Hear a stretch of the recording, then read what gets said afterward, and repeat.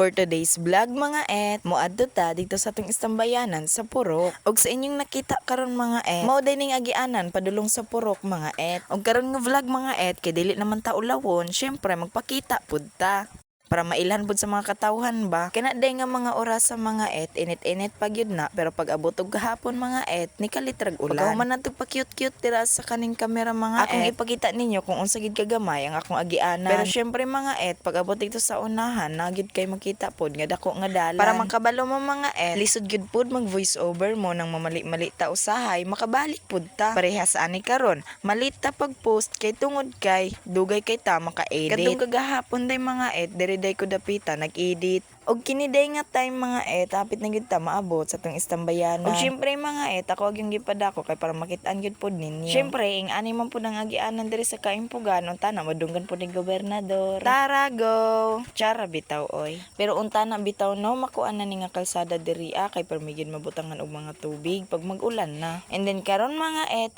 naabot na gyud ta diri sa Purok kay para mag wifi. Og maura to mga et, bye bye.